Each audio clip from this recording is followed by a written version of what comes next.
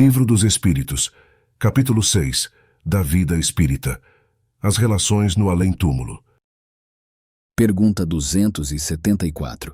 Da existência de diferentes ordens de espíritos, resulta para estes alguma hierarquia de poderes? Há entre eles subordinação e autoridade?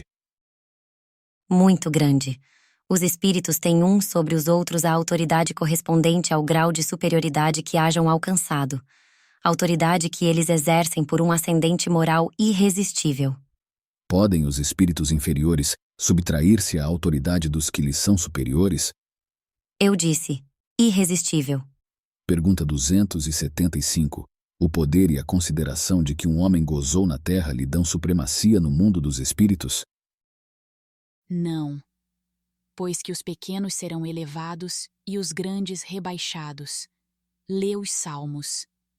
Como devemos entender essa elevação e esse rebaixamento? Não sabes que os espíritos são de diferentes ordens, conforme seus méritos? Pois bem, o maior da terra pode pertencer à última categoria entre os espíritos, ao passo que o seu servo pode estar na primeira. Compreendes isto? Não disse Jesus. Aquele que se humilhar será exalçado, e aquele que se exalçar será humilhado? Pergunta 276. Aquele que foi grande na terra e que, como espírito, venha a achar-se entre os de ordem inferior, experimenta com isso alguma humilhação? Às vezes bem grande, mormente se era orgulhoso e invejoso. Pergunta 277. O soldado que depois da batalha se encontra com o seu general, no mundo dos espíritos, ainda o tem por seu superior? O título nada vale. A superioridade real é que tem valor. Pergunta 278. Os espíritos das diferentes ordens se acham misturados uns com os outros? Sim e não. Quer dizer, eles se veem, mas se distinguem uns dos outros. Evitam-se ou se aproximam, conforme a simpatia ou a antipatia que reciprocamente uns inspiram aos outros, tal qual sucede entre vós. Constituem um mundo do qual o vosso é pálido reflexo. Os da mesma categoria se reúnem por uma espécie de afinidade e formam grupos ou famílias, unidos pelos laços da simpatia e pelos fins a que visam. Os bons, pelo desejo de fazerem o bem, os maus, pelo de fazerem o mal, pela vergonha de suas faltas e pela necessidade de se acharem entre os que se lhes assemelham. Tal uma grande cidade onde os homens de todas as classes e de todas as condições se veem e encontram, sem se confundirem. Onde as sociedades se formam pela analogia dos gostos. Onde a virtude e o vício se acotovelam, sem trocarem palavra. Pergunta 279. Todos os espíritos têm reciprocamente acesso aos diferentes grupos ou sociedades que eles formam? Os bons vão a toda parte, e assim deve ser, para que possam influir sobre os maus. As regiões, porém, que os bons habitam estão interditadas aos espíritos imperfeitos, a fim de que não as perturbem com suas paixões inferiores. Pergunta 280. De que natureza são as relações entre os bons e os maus espíritos? Os bons se ocupam em combater as más inclinações dos outros, a fim de ajudá-los a subir. É uma missão. Pergunta 281. Por que os espíritos inferiores se comprazem em nos induzir ao mal?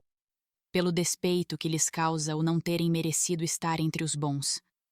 O desejo que neles predomina é o de impedirem, quanto possam, que os espíritos ainda inexperientes alcancem o supremo bem. Querem que os outros experimentem o que eles próprios experimentam. Isto não se dá também entre vós outros? Pergunta 282. Como se comunicam entre si os espíritos? Eles se veem e se compreendem. A palavra é material, é o reflexo do espírito.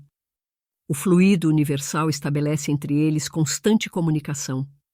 É o veículo da transmissão de seus pensamentos, como para vós o aro é do som. É uma espécie de telégrafo universal que liga todos os mundos e permite que os espíritos se correspondam de um mundo a outro. Pergunta 283. Podem os espíritos reciprocamente dissimular seus pensamentos? Podem ocultar-se uns dos outros? Não. Para os espíritos tudo é patente, sobretudo para os perfeitos. Podem afastar-se uns dos outros, mas sempre se veem. Isto, porém, não constitui regra absoluta, porquanto certos espíritos podem muito bem tornar-se invisíveis a outros espíritos, se julgarem útil fazê-lo. Pergunta 284. Como podem os espíritos, não tendo corpo, comprovar suas individualidades e distinguir-se dos outros seres espirituais que os rodeiam? Comprovam suas individualidades pelo perispírito, que os torna distinguíveis uns dos outros, como faz o corpo entre os homens. Pergunta 285. Os espíritos se reconhecem por terem coabitado a Terra? O filho reconhece o pai, o amigo reconhece o seu amigo? Perfeitamente e assim, de geração em geração. Como é que os que se conheceram na Terra se reconhecem no mundo dos espíritos? Vemos a nossa vida pretérita e lemos nela como em um livro. Vendo a dos nossos amigos e dos nossos inimigos, aí vemos a passagem deles da vida corporal à outra. Pergunta 286. Deixando seus despojos mortais, a alma vê imediatamente os parentes e amigos que a precederam no mundo dos espíritos? Imediatamente, ainda aqui, não é o termo próprio. Como já dissemos, é-lhe necessário algum tempo para que ela se reconheça a si mesma e alige o véu material. Pergunta 287. Como é acolhida a alma no seu regresso ao mundo dos espíritos? A do justo, como bem-amado irmão, desde muito tempo esperado. A do mal, como um ser desprezível. Pergunta 288. Que sentimento desperta nos espíritos impuros a chegada entre eles de outro espírito mau? Os maus ficam satisfeitos quando veem seres que se lhes assemelham e privados, também, da infinita ventura, qual na terra um tratante entre seus iguais. Pergunta 289. Nossos parentes e amigos costumam vir-nos ao encontro quando deixamos a Terra? Sim, os espíritos vão ao encontro da alma a quem são afeiçoados. Felicitam-na, como se regressasse de uma viagem, por haver escapado aos perigos da estrada, e ajudam-na a desprender-se dos liames corporais. É uma graça concedida aos bons espíritos o lhes virem ao encontro os que os amam, ao passo que aquele que se acha maculado permanece em isolamento ou só tem a rodeá-lo os que lhe são semelhantes. É uma punição. Pergunta 290. Os parentes e amigos sempre se reúnem depois da morte?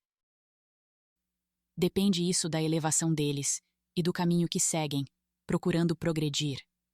Se um está mais adiantado e caminha mais depressa do que outro, não podem os dois conservar-se juntos. Ver-se-ão de tempos a tempos, mas não estarão reunidos para sempre, senão quando puderem caminhar lado a lado, ou quando se houverem igualado na perfeição. Acresce que a privação de ver os parentes e amigos é, às vezes, uma punição.